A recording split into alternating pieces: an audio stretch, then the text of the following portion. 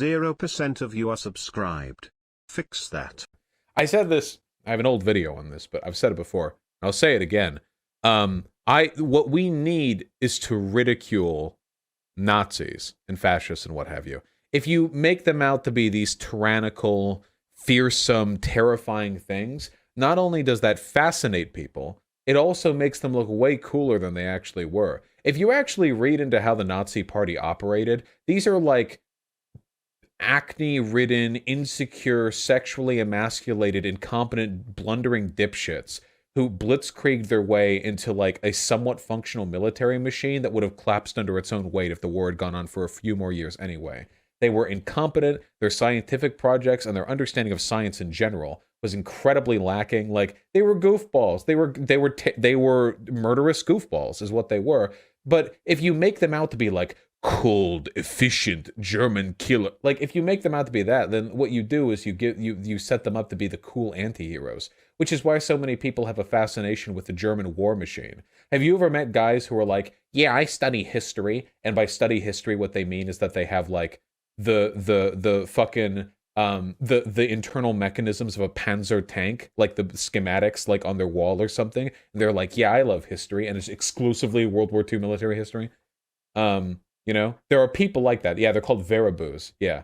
There are a lot of people like, well, the Wehrmacht didn't actually do any war crimes. It was done by the SS, and they were just proud Germans defending their nonsense. Of course, it's all nonsense. But they have an obsession. Have you ever seen people like talk up German military engineering? So fucking cringy, dude. They're like, yes, one Panzer could defeat 10 Sherman tanks, but there was always an 11th Sherman tank. Like, what the fuck are you talking about?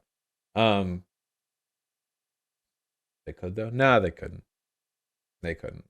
Wasn't one of the main Wehrmacht tank lines like it was prone to overheating, and every once in a while there would be cabin fires underneath the seat of the pilot of the tank driver?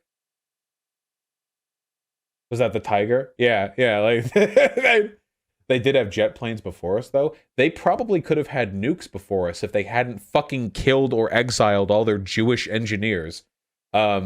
Dude, they fucked up on so much shit. They were working on like, the Japanese were working on like militarized laser technology. The Germans were working on some fuck ton of crazy impractical shit. They blew billions and billions of marks on that shit. And Americans made the nukes.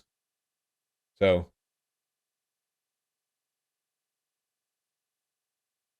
we won that.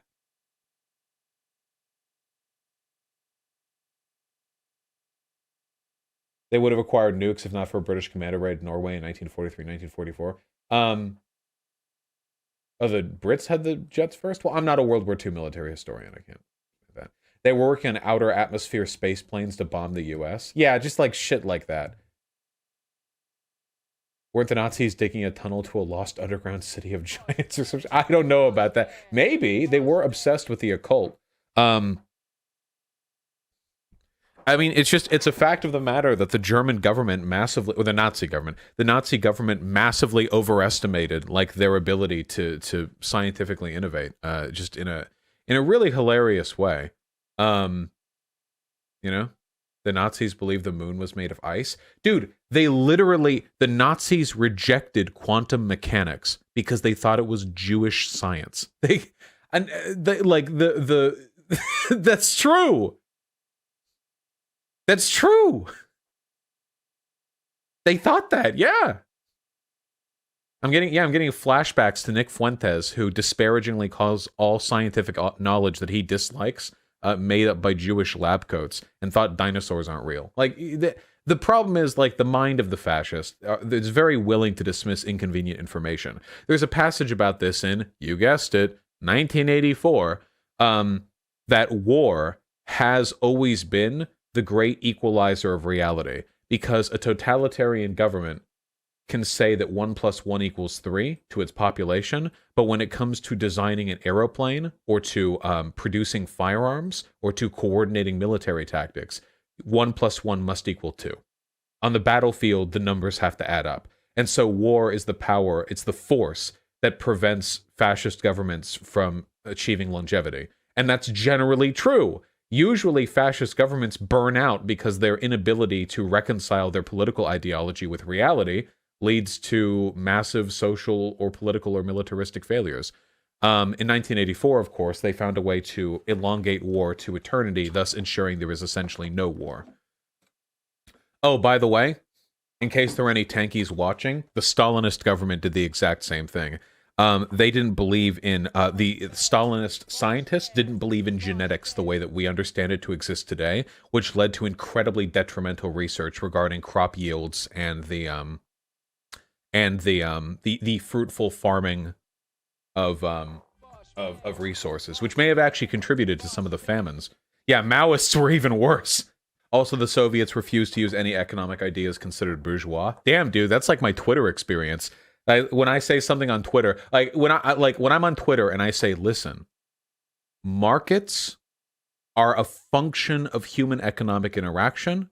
It's just a matter of appropriately relegating them. You can't ignore them. And whether it's somebody on Twitter or Joseph Stalin himself, they call me a lib and kill me. Well, Stalin would kill me. I have a feeling all the people who I argue with on Twitter are 85 pounds soaking wet, so they'd have to put up a, they'd have to give it a shot, you know.